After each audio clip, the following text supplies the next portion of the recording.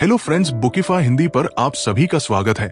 आज हम बात करने वाले हैं how to learn almost anything in 48 hours by Tansel Ali book के बारे में। राघव एक ऐसा इंसान था जो अपनी लाइफ में हर चीज जल्दी सीखने की ख्वाहिश रखता था, लेकिन हकीकत ये थी कि जितना वो सीखने की कोशिश करता उतना ही उलझ जाता। ऑफिस में काम का प्रेशर नहीं, स्किल्स सीखने की जरूरत और ऊपर से घर के जिम्मेदारियां। राघव की जिंदगी एक ऐसे पेंडुलम की तरह हो गई थी जो हमेशा टाइम और स्ट्रेस के बीच झूलता रहता था। एक शाम जब वो अपने पसंदीदा कैफे में बैठा था, उसने एक किताब देखी। किताब का नाम था how to learn almost anything in 48 hours by Tansel आली। राघव ने किताब उठाई और सोचा, 48 घंटे में कुछ भी सीखना ऐसा कैसे हो सकता है यार। कोई भी स्किल सीखने में तो महीनों लगते हैं, लेकिन किताब के बैक कवर पर ही लाइन ने उसकी उत्सुकता बढ़ा दी। Master the art of learning and transform your life. वो किताब खरीदकर घर ले आया। उस रात उसने फैसला किया कि सुबह सबसे पहले वो इसे पढ़ेगा। अगली सुबह अपनी कॉफी का मग लेकर राघव ने किताब के पहले चैप्टर को पढ़ना शुरू किया। चैप्टर का टाइटल था मास्टरिंग मेमोरी टेक्निक्स। राघव ने पढ़ना शुरू किया। लेखक टैंसल आली ने शुरुआत में एक बड़ा पॉइंट दिया था, memory isn't just skill, it's an art. ये लाइन सुनकर राघव को लगा कि शायद उसने सही किताब चुनी है। नस्ल ने एक दिलचस्प टेक्निक समझाई थी जिसे कहते हैं मेमोरी पैलेस। राघव को यह सुनकर कुछ अजीब लगा। उसने सोचा, मेमोरी पैलेस, ये कोई महल बनाने की बात है क्या? लेकिन जैसे जैसे उसने पढ़ा उसे समझ आने लगा कि ये टेक्निक कितनी क्रांतिकारी हो सकती है। नस्ल ने लिखा था कि हर इंसान के दिमाग में कुछ ऐसी जगह होती है जो हमेशा याद रहती है, जैसे आपका घर, आपका स्कूल या वह रास्ता जो आप रोज ऑफिस जाते समय देखते हो। इन जगहों को आप अपनी यादों का एक स्टोर रूम बना सकते हो। राघव ने इसे एक चैलेंज की तरह लिया। उसने किताब में लिखा स्टेप पढ़ा, pick a place you know very well, it could be your home. उसने तुरंत अपने घर की कल्पना शुरू की। अपने लिविंग रूम से लेकर किचन और बेडरूम तक उसने हर डिटेल को अपने दिमाग में विजुलाइज किया। अगला स्टेप था associate each location with the information you want to remember. Tansel ने समझाया कि अगर आपको कोई नई चीज याद रखनी है तो उसे किसी ऐसी चीज से जोड़ दो जो आपको पहले से पता है। राघव ने इसे ट्राई करने का सोचा। उसने अपने लिविंग रूम में रखे सोफे को चुना और सोचा, मान लो मुझे फोटोसिंथेसिस याद रखना है तो मैं इस सोफे को एक बड़े हरे पत्ते की तरह देखता हूं जो सूरज की किरणों को सोख रहा है। उसने अपनी आंख बंद की और इस इमेज को जितना हो सके उतना डिटेल में देखा। पहली बार में उसे कुछ अजीब लगा। उसने खुद से कहा, यार ये सब कुछ फिल्मी लग रहा है, ये मेरे काम कैसे आएगा? लेकिन उसने हार नहीं मानी। उसने अगले स्टेप को आजमाया। अब किचन में उसने न्यूटन के गति के नियम याद रखने की कोशिश की। उसने कल्पना की कि उसकी डाइनिंग टेबल पर एक सेब रखा है और वो सेब अचानक टेबल से गिरता है। उसने सोचा, पहला नियम, एक वस्तु तू शांति में रहती है। और उसने इस इमेज को बार बार रिपीट किया। कुछ घंटों बाद राघव को लगा कि ये टेक्निक सच में काम कर रही है। शाम को जब वो अपनी बुक बंद करके बाहर टहलने गया तो उसने खुद को टेस्ट करने का सोचा। उसने खुद से पूछा, राघव बताओ फोटोसिंथेसिस क्या होता है? और तुरंत उसके दिमाग में हरे पत्ते वाला सोफा आ गया। उसने फिर खुद से न्यूटन लॉज पूछे और टेबल से गिरता हुआ सेब उसके सामने था। राघव को लगा कि जैसे उसने कोई सुपर पावर खोज ली हो, लेकिन ये बस शुरुआत थी। नस्ल ने सिर्फ मेमोरी पैलेस तक ही सीमित नहीं रखा था, उन्होंने विजुअलाइजेशन की पावर भी समझाई थी। राघव को यह बात समझ आई कि जब आप किसी चीज को याद रखने के लिए उसे ज्यादा रंगीन और एजरेट बनाते हो तो वह चीज दिमाग में और गहराई से छप जाती है। उस रात जब राघव बिस्तर पर लेटा तो उसने एक अजीब सा सपना देखा। उसने देखा कि वो एक असली महल में खड़ा है। उस महल में उसके हर कमरे में कोई ना कोई जानकारी छुपी हुई है। लिविंग रूम में फोटोसिंथेसिस के बड़े बड़े हरे पेड़ है। किचन में न्यूटन लॉज के गिरते हुए सेब है और उसकी बालकनी में उसके स्कूल के पुराने टीचर खड़े हैं, उसे फार्मूला सिखा रहे हैं। सपने में वो महल किसी जादुई किताब की तरह खुल रहा था। हर बार जब वो एक नया दरवाजा खोलता उसे कोई नई जानकारी याद आ जाती। सुबह जब वो उठा तो उसे महसूस हुआ कि ये सपना उसकी लाइफ को बदल सकता है। उसने तय किया कि वो अब हर दिन इस टेक्निक को और गहराई से सीखेगा। लेकिन उसके मन में एक सवाल आया, ये सब तो ठीक है, लेकिन जब मुझे बहुत सारी चीजें याद रखनी होंगी तब ये टेक्निक काम करेगी। उसने किताब का अगला चैप्टर खोलने का फैसला किया। राघव ने किताब का अगला चैप्टर खोला, स्पीड रीडिंग और इंफॉर्मेशन अब्जॉर्प्शन। वो पहले से ही मेमोरी पैलेस टेक्निक से इतना प्रभावित था कि उसे यकीन था ये चैप्टर भी उसकी जिंदगी बदल देगा। उसने किताब पढ़ना शुरू किया और कुछ ही मिनटों में एक नई दुनिया के दरवाजे खुलने लगे। नस्ल ने शुरुआत में लिखा था कि speed is the key to learning but only if you can balance it with comprehension. Raghav ने ये लाइन पढ़ी और सोचा, सही बात है, जल्दी जल्दी पढ़ना तो ठीक है, पर अगर समझ ही नहीं आया तो फायदा क्या। पहली टेक्निक थी मिनिमाइजिंग सब वोकलाइजेशन। टेंसिल ने समझाया कि अक्सर लोग पढ़ते वक्त हर शब्द को मन में दोहराते हैं जैसे कि वो साइलेंटली बोल रहे हो। ये आदत हमारी रीडिंग। अगर आपको हमारी फ्री समरी अच्छी लगती है तो आप हमारे चैनल को सब्सक्राइब कर सकते हैं, हमारी मेंबरशिप खरीद सकते हैं या हमें यूपीआई के थ्रू सपोर्ट कर सकते हैं। अब समरी पर वापस चलते हैं। राघव को यह सुनकर लगा, अरे यार, ये तो मैं ही करता हूं, हर लाइन मन में बोलता हूं जैसे खुद को समझा रहा हूं। नस्ल ने इस आदत को तोड़ने के लिए एक सरल तरीका बताया। उन्होंने कहा कि जब भी आप पढ़े तो अपनी उंगलियों से टेक्स्ट पर पॉइंटर की तरह चलाएं। इससे आपकी आंखें शब्दों पर फोकस करेंगी और दिमाग शब्दों को सीधे प्रोसेस करेगा बिना उन्हें दोहराए। राघव ने तुरंत इसे आजमाने का फैसला किया। उसने किताब को खोला और अपनी उंगली को टेक्स्ट पर रखा। पहले तो कुछ अजीब लगा, जैसे कोई बच्चा किताब पढ़ना सीख रहा हो, लेकिन कुछ मिनटों बाद उसे लगा कि उसकी स्पीड सच में बढ़ गई है। उसने खुद से कहा, वाह, ये सच में काम करता है। मेरी आंखें अब टेक्स्ट के पूरे ब्लॉक को पढ़ रही है, ना कि सिर्फ एक एक शब्द। नस्ल ने दूसरी टेक्निक बताई, focusing on blocks of text. उन्होंने समझाया कि अगर आप हर शब्द पर ध्यान देंगे तो आपकी स्पीड धीमी हो जाएगी, लेकिन अगर आप एक बार में पूरे वाक्य या पैराग्राफ को देखेंगे तो आपकी समझ और स्पीड दोनों बढ़ जाएंगी। राघव ने से भी ट्राई किया। उसने किताब के अगले पेज पर अपनी नजरें दौड़ाई और कोशिश की कि वो हर वाक्य को एक ब्लॉक की तरह देखे। पहले उसे कुछ दिक्कत हुई, लेकिन जैसे जैसे उसने प्रैक्टिस की उसे लगा कि उसकी आंखें पूरे वाक्य को स्कैन कर सकती है। उसने मन ही मन सोचा, ये तो मैजिक जैसा लग रहा है, मैं इतनी जल्दी पढ़ सकता हूं और समझ भी आ रहा है। इसके बाद टेंसिल ने प्री रीडिंग स्ट्रेटेजी के बारे में लिखा। उन्होंने कहा कि पढ़ने से पहले अगर आप टेक्स्ट को जल्दी से स्किम कर लेते हैं तो आपका दिमाग उस जानकारी को बेहतर तरीके से प्रोसेस कर सकता है। उन्होंने इसे 4 स्टेप्स में तोड़ा। एक, हेडिंग्स पढ़े। सबसे पहले टेक्स्ट की हेडिंग्स और सब हेडिंग्स पर ध्यान दे। 2, मुख्य बिंदु पर फोकस करें। पैराग्राफ की पहली और आखिरी लाइनों को पढ़े। 3, चंकी करें। टेक्स्ट को छोटे छोटे हिस्सों में बांटे। 4, पर्पस सेट करें। खुद से पूछे कि आप इस टेक्स्ट से क्या सीखना चाहते हैं। राघव ने इस प्रोसेस को भी ट्राई किया। उसने अपनी ऑफिस रिपोर्ट को जल्दी से पढ़ने की कोशिश की, जो हमेशा उसे लंबी और बोरिंग लगती थी। उसने पहले सिर्फ हेडिंग्स पढ़ी, फिर हर सेक्शन का पहला और आखिरी वाक्य। इसके बाद उसने पूरी रिपोर्ट को 3 हिस्सों में बांटा। उसने खुद से कहा, मुझे बस ये समझना है कि इस रिपोर्ट का मेन पॉइंट क्या है और मुझे क्या क्या एक्शन लेने हैं। राघव को लगा जैसे उसके पास अब एक सुपर पावर है। उसने 20 मिनट में वो रिपोर्ट पढ़ ली, जिसे पढ़ने में उसे आमतौर पर 1 घंटा लग जाता। लेकिन कहानी यही खत्म नहीं हुई। नस्ल ने एक और महत्वपूर्ण बात कही थी, practice is what makes this technique second nature. Raghav को समझ आ गया था कि अगर वो इन चीजों को रोजाना प्रैक्टिस नहीं करेगा तो ये सब बेकार हो जाएगा। उसने एक रूटीन बनाया। अब वो हर दिन सुबह 15 स्पीड रीडिंग प्रैक्टिस करता। उसने सबसे पहले अपने पुराने मैगजीन आर्टिकल्स पर काम शुरू किया। उसने महसूस किया कि जब वो एक बार में ज्यादा टेक्स्ट को स्कैन करता है तो उसका दिमाग ज्यादा तेजी से प्रोसेस करता है।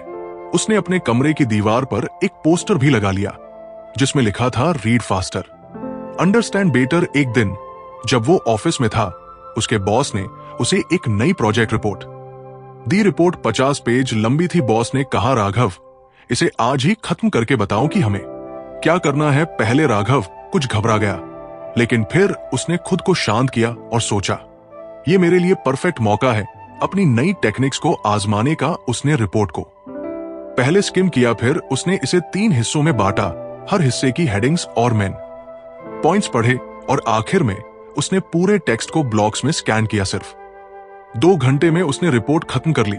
जब उसने अपने बॉस को ओट का सार समझाया तो उसके बॉस हैरान रह गए। उन्होंने कहा, राघव, इतनी जल्दी और इतनी सही एनालिसिस कैसे कर ली? राघव ने सिर्फ मुस्कुराकर कहा, बस एक नई टेक्निक है जो मैंने सीखी है उस रात। जब वो घर पहुंचा तो उसने किताब को दोबारा खोला। उसने सोचा, मेमोरी पैलेस और स्पीड रीडिंग ने तो मेरी लाइफ बदल दी, आगे की टेक्निक्स और भी मजेदार होंगी। लेकिन उसे ये नहीं पता था कि अगले चैप्टर में जो लिखा है वो उसकी सोच से परे होगा। और इस तरह राघव की यात्रा अभी जारी थी। राघव ने किताब का अगला पन्ना पलटा और अगला चैप्टर था इफेक्टिव नोट टेकिंग मेथड्स। अब तक मेमोरी पैलेस और स्पीड रीडिंग जैसी टेक्निक्स ने उसकी जिंदगी को एक नया आयाम दिया था, लेकिन उसने महसूस किया कि जितनी तेजी से वो पढ़ रहा था उतनी ही जल्दी वो कुछ चीजें भूल भी जाता था। उसने सोचा, शायद नोट्स बनाना एक अच्छा तरीका होगा, पर वो पूरा तरीके वो तो स्कूल के समय से करता रहा हूं, और वही बोरिंग लाइनें और पॉइंट्स लिखने वाला तरीका शायद उतना असरदार नहीं। नसल एली ने इस चैप्टर में लिखा था कि effective note taking is not about writing everything down but about organising information in way that make sense to your brain. Raghav को यह बात गहरी लगी। उसने आगे पढ़ा और खुद को तैयार किया कि वह इस चैप्टर को ना सिर्फ पढ़ेगा बल्कि अपनी आदतों में भी शामिल करेगा। तंस ने शुरुआत की माइंड मैपिंग की टेक्निक से। राघव को यह नाम सुनकर ही दिलचस्पी हुई। उसने मन ही मन सोचा, माइंड मैपिंग, ये तो किसी जासूसी फिल्म की तरह लगता है जहां हर चीज को जोड़कर एक पूरा के सॉल्व किया जाता है। टैंसल ने समझाया कि माइंड मैपिंग एक ऐसा तरीका है जिसमें आप किसी भी जानकारी को आप एक मुख्य विषय को सेंटर में लिखते हैं और उससे जुड़ी जानकारियों को शाखाओं की तरह फैलाते हैं। ये शाखाएं आपको दिखाती है कि कौन सी जानकारी कैसे दूसरी से जुड़ी है। राघव ने इसे तुरंत ट्राई करने का फैसला किया। उसने अपनी डायरी निकाली और बीच में एक बड़ा सा गोला बनाया। उसने उसमें लिखा ऑफिस प्रोजेक्ट प्लान। अब उसने इस टॉपिक से जुड़े सभी पॉइंट्स को शाखाओं की तरह जोड़ना शुरू किया। पहली शाखा थी बजट, दूसरी टीम मेंबर्स, तीसरी टाइमलाइन, और हर शाखा से उसने और छोटी छोटी शाखाएं बनाई। जैसे बजट के नीचे उसने लिखा रिसोर्सेस, एक्सपेंसेस, कंटिजेंट को काफी क्लियर कर रहा था पहले, जहां वह एक लंबी लिस्ट देखकर कंफ्यूज हो जाता था। अब हर चीज उसके दिमाग में एक पेड़ की तरह फैल रही थी जिसमें हर शाखा का अपना महत्व था। अगले स्टेप में टसल ने बताया कि नोट्स को विजुअल बनाना क्यों जरूरी है। उन्होंने कहा था, the brain processes images faster than text one, you create colourful visual notes, your brain retains the information more effectively. Raghav ने सोचा, सही बात है, स्कूल में भी जब टीचर रंगीन डायग्राम्स बनाती थी तो वो ज्यादा याद रहता था। उसने अपनी डायरी में कलर पेंसिल्स का इस्तेमाल शुरू किया। उसने माइंड मैपिंग को और क्रिएटिव बनाया, हर शाखा को अलग रंग दिया। जैसे बजट को नीला, टीम मेंबर्स को हरा और टाइमलाइन को लाल। उसने सोचा, ये तो खेलने जैसा लग रहा है, पर कमाल की बात यह है कि मैं ज्यादा देर तक याद रख पा रहा हूं। तंस ने अगली टेक्निक समझाई, द कॉर्नेल मेथड। राघव ने पहले इसके बारे में कभी नहीं सुना था। इस टेक्निक में पेज को 3 हिस्सों में बांटा जाता है, नोट सेक्शन, क्यू सेक्शन और सारांश सेक्शन। राघव ने इसे भी ट्राई करने का फैसला किया। उसने एक नई डायरी का पन्ना खोला और उसे 3 हिस्सों में डिवाइड किया। नोट सेक्शन में उसने अपनी प्रोजेक्ट मीटिंग के मेन पॉइंट्स लिखे। क्यू सेक्शन में उसने कीवर्ड्स लिखे जैसे बजट इश्यूज या डेडलाइन एडजस्टमेंट, और आखिर में समरी सेक्शन में उसने पूरी मीटिंग का सारांश लिखा। उसने महसूस किया कि यह तरीका ना सिर्फ उसे चीजों को क्लियर करने में मदद कर रहा था, बल्कि जब वो बाद में अपने नोट्स देखता तो उसे सब कुछ तेजी से याद आ जाता। उसने खुद से कहा, पहले मैं मीटिंग के बाद जो लिखा करता था वो बस बक हुई बातें होती थी, अब ये सब कितना ऑर्गेनाइज लग रहा है। नसल ने एक और दिलचस्प टेक्निक बताई, यूजिंग सिंबल्स एंड शॉर्टकट्स। उन्होंने कहा था कि नोट्स बनाते समय हर चीज को पूरा लिखने की जरूरत नहीं होती, आप शॉर्टकट सिंबल्स और डूडल्स का इस्तेमाल कर सकते हो। इससे समय भी बचता है और नोट्स को रिव्यू करना भी आसान हो जाता है। राघव ने इसे भी अपनाया। उसने अपने नोट्स में सिंबल्स का इस्तेमाल करना शुरू किया। उदाहरण के लिए किसी महत्वपूर्ण पॉइंट के लिए उसने एक स्टार का सिंबल बनाया, किसी सवाल के लिए उसने क्वेश्चन मार्क की इस्तेमाल किया, जो चीजें उसे तुरंत करनी थी उनके लिए उसने एक तीर का सिंबल बनाया। धीरे धीरे उसके नोट्स ना सिर्फ पढ़ने में आसान हो गए बल्कि देखने में भी मजेदार लगने लगे। लेकिन टसल ने एक और महत्वपूर्ण बात कही थी, best note taking method either one that works for you, experiment, adapt and refine. Raghav को समझ आ गया था कि हर इंसान का तरीका अलग हो सकता है। उसने तय किया कि वो इन सभी टेक्निक्स को मिलाकर अपनी खुद की स्टाइल बनाएगा। अब राघव जब भी ऑफिस में मीटिंग करता या कोई नया आर्टिकल पढ़ता, वो इन टेक्निक्स को फॉलो करता। एक दिन उसके बॉस ने उससे कहा, राघव, तुम्हारे नोट्स इतने क्लियर और प्रैक्टिकल होते हैं कि मुझे तुम्हारी रिपोर्ट्स पढ़ने में ज्यादा समय नहीं लगता। क्या तुम अपनी टीम को ये सब सिखा सकते हो? राघव के लिए ये एक बड़ा पल था। उसने सोचा, पहले मैं खुद स्ट्रगल करता था कि नोट्स कैसे बनाऊं, और अब मैं दूसरों को सिखाऊंगा। कमाल है, उस रात जब वो घर पहुंचा तो उसने अपनी डायरी के उस पेज को देखा जहां उसने पहली बार माइंड मैपिंग की थी। उसने महसूस किया कि कैसे हर टेक्निक उसकी सोच और काम करने के तरीके को बदल रही थी। लेकिन उसे एक बात का एहसास था, सीखने की ये याद अभी खत्म नहीं हुई थी। उसने किताब के अगले चैप्टर की तरफ देखा जहां और भी नई टेक्निक्स उसका इंतजार कर रही थी। उसने खुद से कहा, चलो अगले लेसन के लिए तैयार होते हैं। राघव ने अगला चैप्टर खोला, कल्टर माइंडसेट। किताब का यह हिस्सा शुरुआत से ही उसके लिए बेहद व्यक्तिगत महसूस हुआ। पहले भी उसने कई बार यह सुना था कि सफलता आपके माइंडसेट पर निर्भर करती है, लेकिन उसने इसे कभी गंभीरता से नहीं लिया।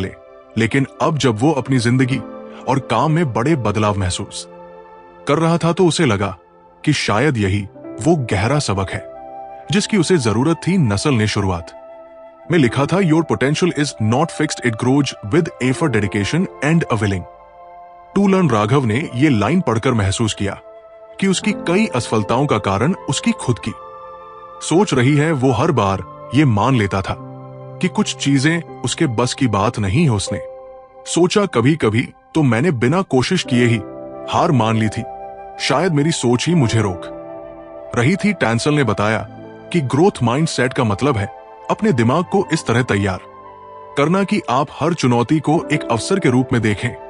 इसका मतलब ये नहीं कि आप हर बार जीतेंगे, बल्कि यह है कि आप हर बार कुछ नया सीखेंगे। राघव ने इस विचार पर कुछ देर से अपने ऑफिस के वह दिन याद आए जब उसने नई स्किल्स सीखने की कोशिश की थी, लेकिन कुछ मुश्किल होने पर उसने खुद को यह कहकर रोक लिया था, मुझे ये नहीं आता और शायद मैं कभी सीख नहीं पाऊंगा।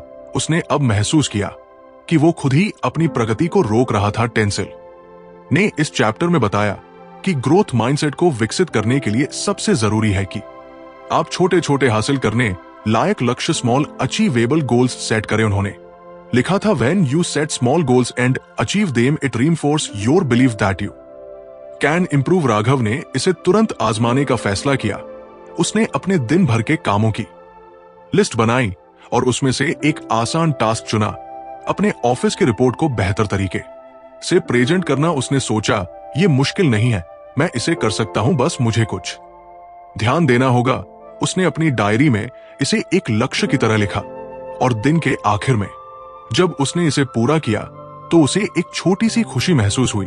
उसने खुद से कहा, अगर मैं इतना कर सकता हूं तो शायद और भी कर सकता हूं। इसके बाद नसल ने बताया कि ग्रोथ माइंडसेट को मजबूत बनाने के लिए हर छोटी प्रगति को सेलिब्रेट करना चाहिए। उन्होंने लिखा, celebrating small wins keeps you motivated और reminds you of your potential to grow. Raghav को पहले ये कुछ अजीब लगा। उसने सोचा, छोटी छोटी चीजें सेलिब्रेट करने से क्या होगा, असली खुशी तो तब आएगी जब मैं बड़ा कुछ करूंगा का। लेकिन फिर उसने एक और टास्क पूरा किया, ऑफिस में एक प्रेजेंटेशन जिसे लेकर वो बहुत नर्वस था। जब उसने देखा कि उसकी मेहनत रंग लाई है तो उसने अपनी डायरी में लिखा, आज मैंने कुछ नया किया और यह बहुत अच्छा महसूस हुआ।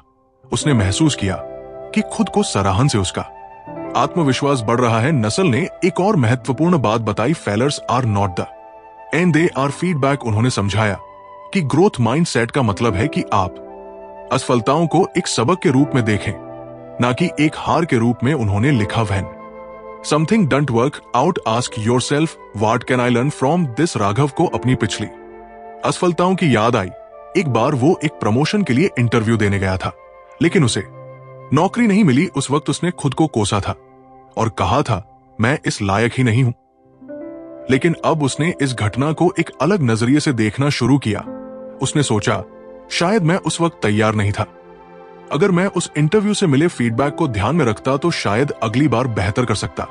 अब उसने एक नई आदत शुरू की, जब भी कुछ गलत होता तो वो अपनी डायरी में लिखता कि उससे क्या सीख मिली। एक बार जब उसका ऑफिस का एक प्रोजेक्ट समय पर पूरा नहीं हो पाया तो उसने खुद से सवाल किया, मैंने कहां गलती की और अगली बार मैं इसे कैसे ठीक कर सकता हूं। उसने देखा कि इस प्रैक्टिस ने उसकी सोच को बदलना शुरू कर दिया था। टैंसल ने ग्रोथ माइंडसेट को मजबूत करने के लिए एक और तरीका बताया, विजुअलाइजेशन ऑफ सक्सेस। उन्होंने लिखा था, picture yourself succeed and your brain will work towards making it a reality. Raghav ने इसे भी अपनाने की कोशिश की। हर सुबह वो अपनी आंखें बंद करके खुद को उस स्थिति में देखता जहां वह अपने लक्ष्य को हासिल कर चुका है। उसने खुद को उस प्रमोशन इंटरव्यू में सफलता प्राप्त करते हुए देखा। उसने महसूस किया कि ये टेक्निक उसकी ऊर्जा और आत्मविश्वास को बढ़ा रही है। धीरे धीरे राघव को महसूस हुआ कि उसकी सोच पहले से काफी बदल गई है। पहले जहां वह मुश्किल कामों को देखकर पीछे हट जाता था, अब वो उन्हें एक चुनौती की तरह देखता था। उसने खुद से कहा, अगर मैं आज कुछ नहीं जानता तो इसका मतलब ये नहीं कि मैं कभी नहीं जानूं। मैं सीख सकता हूं, बस मेहनत और धैर्य चाहिए। एक दिन उसके बॉस ने उसे एक बड़ा प्रोजेक्ट दिया। पहले राघव इसे लेकर डर जाता, लेकिन इस बार उसने खुद से कहा, यह मेरा ग्रोथ का मौका है। अगर मैं इसे सही तरीके से करूं तो मैं बहुत कुछ सीख सकता हूं। उसने प्रोजेक्ट को छोटे छोटे टुकड़ों में बांटा और हर दिन एक एक करके उन पर काम किया। जब उसने प्रोजेक्ट पूरा किया तो ना सिर्फ उसके बॉस ने उसकी तारीफ की, बल्कि राघव ने खुद को भी सराहा। उसने सोचा, ये सब उस ग्रोथ माइंडसेट की वजह से हुआ जो मैंने इस किताब से सीखा। उस रात जब वो किताब के अगले चैप्टर की तरफ बढ़ा तो उसे लगा जैसे उसने अपनी सोच और जिंदगी दोनों को एक नई दिशा दी है। लेकिन ये सफर अभी खत्म नहीं हुआ था। उसने खुद से कहा, आगे के लेसन्स में और क्या सीखने को मिलेगा, ये सोचकर ही मैं उत्साहित हूं। राघव ने किताब का अगला पन्ना पलटा और उसकी नजर क्रिएटिंग इन ऑप्टिमल लर्निंग एनवायरनमेंट पर पड़ी। उसने खुद से कहा, यह तो कुछ नया नहीं लगता। मैंने पहले भी सुना है कि पढ़ाई के लिए एक अच्छा माहौल बनाना चाहिए, लेकिन शायद इस बार मुझे इसे गहराई से समझना होगा। नस्ल ने शुरुआत में ही लिखा था, your learning environment plays a significant role in how effectively you absorb information. A cluttered और noisy space can distract you while a well-organized and calm space can boost your focus। Raghav ने इसे पढ़ते ही अपनी चारों तरफ नजर डाली। उसके डेस्क पर किताबें, नोट्स और पुराने बिल्स का ढेर था। लैपटॉप के पास चाय का एक पुराना कप पड़ा था और हर जगह बस बिखरी हुई चीजें थी। उसने सोचा, शायद मेरा दिमाग भी इसी कमरे जैसा बिखरा हुआ है। अगर ये किताब सही कह रही है तो पहले मुझे इस सब को साफ करना होगा। उसने तुरंत अपने फोन की तरफ देखा जो हर मिनट पे कर रहा था। उसने सोचा, यह भी कितना ध्यान भटका है। उसने फोन को उठाया, साइलेंट मोड पर लगाया और अलमारी के अंदर रख दिया। उसने महसूस किया कि इस छोटे से कदम से ही उसका मन कुछ शांत हो गया था। नस्ल ने आगे समझाया कि एक डेडिकेटेड लर्निंग स्पेस बनाना कितना जरूरी है। उन्होंने लिखा था, your brain associate specific spaces with specific activities when you create a dedicated space for learning your mind. Automatic switches को यह बात दिलचस्प लगी। उसने महसूस किया कि अब तक वो पढ़ाई कभी डाइनिंग टेबल पर, कभी सोफे पर तो कभी बेड पर करता। उसने सोचा, शायद इसीलिए मैं जल्दी थक जाता हूं। पास एक ऐसा स्पेस होना चाहिए जो सिर्फ सीखने के लिए हो, उसने अपने घर में एक कोना चुना और उसे पूरी तरह से साफ किया। उसने वहां सिर्फ जरूरी चीजें रखी, एक लैंप, अपनी किताबें और एक नोटबुक उसने अपने डेस्क पर। एक छोटा सा पौधा भी रखा जिससे वो जगह ज्यादा ताजगी भरी लगे। जब उसने उस कोने को देखा तो उसे लगा कि वो वाकई में एक लर्निंग जोन बन गया है। ताने अगले हिस्से में रूटीनस की बात की थी। उन्होंने लिखा, एक सुसंगत दिनचर्या आपके दिमाग को सुनिश्चित करने के लिए तैयार करने के लिए सोचता है कि केंद्रित काम के लिए विशिष्ट समय दिन के दौरान राघव ने सोचा, मेरा कोई रूटीन तो है ही नहीं, कभी मैं सुबह पढ़ता हूं, कभी रात में, और इस वजह से मैं कभी कभी कुछ भी प्रोडक्टिव नहीं कर पाता। उसने तुरंत एक रूटीन बनाने का फैसला किया। उसने तय किया कि वो रोज सुबह 7 से 9 बजे तक अपने लर्निंग जोन में बैठकर पढ़ाई करेगा। उसने इस समय को किसी भी और काम के लिए ना रखने की कसम खाई। पहले दिन ही जब उसने इस रूटीन को अपनाया तो उसे लगा कि उसका दिमाग ज्यादा स्पष्ट और एकाग्र है। लेकिन फिर एक समस्या आई, ध्यान भटकाने वाली आवाजें। उसके घर के पास ही एक पार्क था जहां सुबह के समय बच्चे खेलते थे और गाड़ियों का शोर होता था। उसने किताब में पढ़ा कि बैकग्राउंड नॉइज कैंसिल फोकस कर सकता है, लेकिन टूल्स जैसे नॉइज कैंसलिंग हेडफोन या शांत करने वाली संगीत का उपयोग करके मदद कर सकते हैं। राघव ने अपने पुराने ईयरफोन निकाले और संगीत टैंसल ने लिखा था, disorder energy when your material are easily accessible and neatly arranged you can focus entirely. ये किताब सीधे उसकी जिंदगी पर कमेंट कर रही है। उसने अपने डेस्क की सारी किताबें और नोट्स व्यवस्थित किए। उसने अलग अलग फोल्डर्स बनाए, वर्क प्रोजेक्ट्स, पर्सनल गोल्स और लर्निंग रिसोर्सेज के लिए। जब उसने ये किया तो उसे महसूस हुआ कि वो अब ज्यादा स्पष्ट तरीके से सोच सकता है। टैंसल ने एक और दिलचस्प बात कही थी, इनकॉर्पोरेट एलिमेंट्स की make space, enjoyable like good lighting, comfortable chair और इवन सेंस की प्रमोट रिलैक्सेशन। राघव ने इस पर भी अमल किया। उसने अपनी कुर्सी को बदला, एक एर्गन कुर्सी खरीदी जो ज्यादा आरामदायक थी। उसने अपनी डेस्क पर एक अरोमा डिफ्यूजर रखा जिससे हल्की लेवेंडर की खुशबू आने लगी। उसने महसूस किया कि ये छोटे छोटे बदलाव उसकी उत्पादकता को बढ़ा रहे थे। राघव ने धीरे धीरे ये भी सीखा कि स्टडी सेशंस को कैसे सही तरीके से प्लान करना है। टैंसल ने सुझाव दिया था कि अपना अध्ययन समय फोकस्ड इंटरवल्स में बांटे, जैसे कि 25 मिनट का काम फॉलो किया गया है और 5 मिनट का ब्रेक। इसे पोमोडोरो तकनीक कहते हैं। राघव ने इसे आजमाया। उसने अपने फोन पर एक टाइमर सेट किया और पाया कि छोटे छोटे अंतराल में पढ़ाई करना ना सिर्फ आसान था बल्कि थकावट भी कम महसूस हो रही थी। धीरे धीरे राघव ने अपनी पढ़ाई और काम के लिए ऐसा माहौल बना लिया था जो उसकी पूरी क्षमता को बाहर लाने में मदद कर रहा था। हर दिन वो अपने लर्निंग जोन में जाता और खुद को और बेहतर बनाने की कोशिश करता। उसे ये एहसास हो गया था कि एक सही माहौल ना केवल आपकी पढ़ाई को आसान बनाता है बल्कि आपकी सोचने और समस्याओं को हल करने की क्षमता को भी बढ़ाता। उस रात जब उसने किताब के अगले पन्ने की तरफ देखा तो उसने महसूस किया कि ये यात्रा अब उसकी जिंदगी का हिस्सा बन चुकी थी। उसने खुद से कहा, चलो देखते हैं आगे क्या सीखने को मिलता है। राघव की यात्रा अब अपने आखिरी मोड़ पर थी।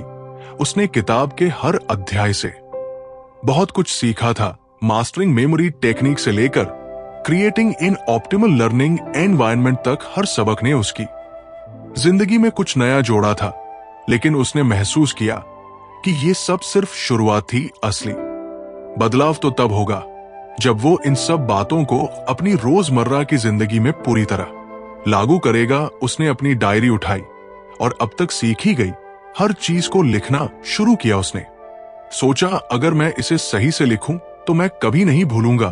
उसने लिखा कि मेमोरी पैलेस ने उसे कितनी मदद की। अब वो बड़ी से बड़ी जानकारी को आसानी से याद कर सकता था। उसने खुद से वादा किया कि वो इस तकनीक को और बेहतर करेगा। स्पीड रीडिंग के चैप्टर ने भी उसकी जिंदगी आसान बना दी थी। वो अब पहले से कहीं ज्यादा तेजी से पढ़ पाता था। उसने महसूस किया कि उसे अब वही पढ़ने में मजा आता है जो कभी उसे भारी लगता था। उसने अपने ऑफिस में भी सीखे हुए सबक लागू करना शुरू किया। माइंड मैपिंग और इफेक्टिव नोट टेकिंग ने उसकी प्रेजेंटेशन स्किल्स को बेहतर बनाया। उसके सहयोगी और बॉस भी उसकी इस प्रगति को देखकर हैरान थे।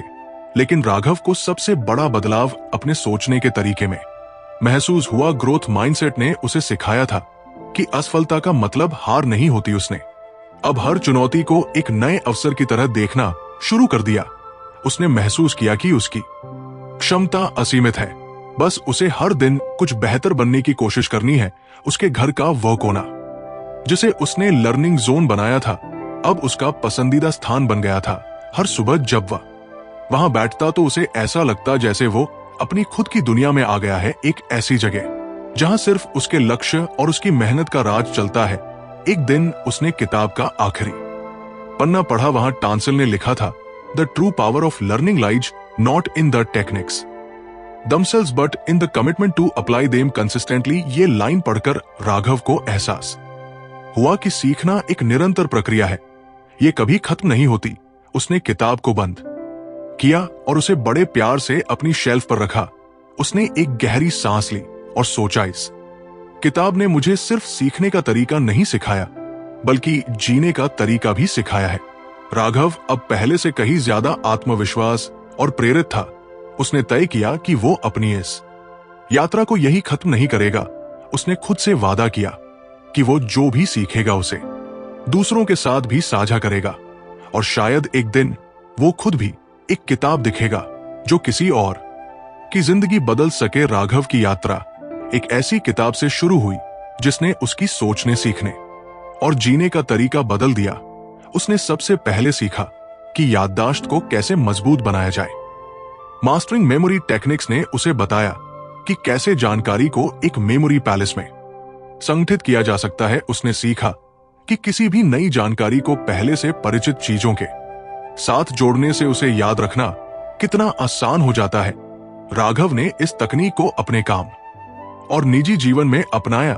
अब वो बड़े से बड़े प्रोजेक्ट की डिटेल्स आसानी से याद कर लेता था। इसके बाद उसने स्पीड रीडिंग की तकनीक सीखी।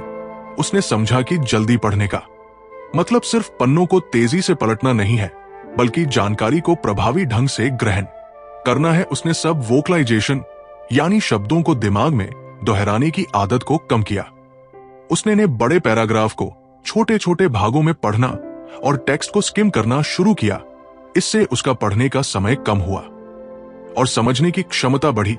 अब वो मुश्किल से मुश्किल दस्तावेज भी जल्दी पढ़ और समझ सकता था। तांस लाली ने उसे प्रभावी नोट्स बनाने के तरीकों से भी परिचित कराया। राघव ने सीखा कि माइंड मैपिंग जैसी तकनीकों से बड़ी जानकारी को छोटे और जुड़े हुए हिस्सों में बांटा जा सकता है। इससे उसे ना सिर्फ चीजें याद रखने में मदद मिली बल्कि जानकारी के बीच के रिश्तों को भी बेहतर तरीके से समझने का मौका मिला। उसने अपने काम के नोट्स को इस तरीके से व्यवस्थित करना शुरू किया जिससे उसकी प्रोडक्टिविटी और बढ़ गई। ग्रोथ माइंडसेट का पाठ शायद राघव के लिए सबसे ज्यादा बदलाव लाने वाला था। उसने महसूस किया कि उसकी असफलताओं का कारण उसकी सोच थी। उसने हर चुनौती को एक अवसर के रूप में देखना शुरू किया। उसने सीखा कि छोटी छोटी सफलता को सेलिब्रेट करना और असफलताओं को सीखने का जरिया बनाना कितना जरूरी है। उसने अपनी डायरी में अपने हर प्रयास और प्रगति को नोट करना शुरू किया। अब वो अपनी गलतियों से सीखता और आगे बढ़ता था। इसके बाद उसने ऑप्टिमल लर्निंग एनवायरनमेंट के महत्व को समझा। उसने सीखा कि एक साफ और व्यवस्थित जगह में काम करना दिमाग को एकाग्र करता है। उसने अपने घर में एक कोना सिर्फ पढ़ाई और सीखने के लिए तैयार किया। उसने वहां से सभी ध्यान भटकाने वाली चीजें हटा दी और एक सकारात्मक माहौल बनाया। उसने छोटे छोटे स्टडी सेशंस और ब्रेक के बीच एक संतुलन बनाया जिससे उसकी फोकस और उत्पादकता बढ़ गई। राघव ने इन सभी पाठों को अपनी जिंदगी में धीरे धीरे अपनाया। उसने महसूस किया कि सीखने की ये प्रक्रिया केवल तकनीकों तक सीमित नहीं थी बल्कि ये उसके व्यक्तित्व को भी निखार रही थी। वो अब हर दिन अपने बेहतर संस्करण की ओर बढ़ रहा उसने समझा कि सीखना कभी खत्म नहीं होता और इस यात्रा में सबसे महत्वपूर्ण है खुद पर विश्वास और लगातार मेहनत। जब उसने किताब के आखिरी पन्ने पर लिखा संदेश पढ़ा तो उसे समझ आया कि असली ताकत इन सभी तकनीकों को रोजमर्रा की जिंदगी में लागू करने में है। उसने तय किया कि वो इस यात्रा को जारी रखेगा और अपनी सीख को दूसरों के साथ साझा करेगा। राघव की कहानी यही खत्म नहीं होती, बल्कि कि हर नए दिन के साथ एक नया अध्याय शुरू होता है। तो फ्रेंड्स, ये थी हमारी आज की बुक समरी। आपको कैसी लगी कमेंट करके जरूर बताएं और धन्यवाद आपका समरी एंड तक सुनने के लिए।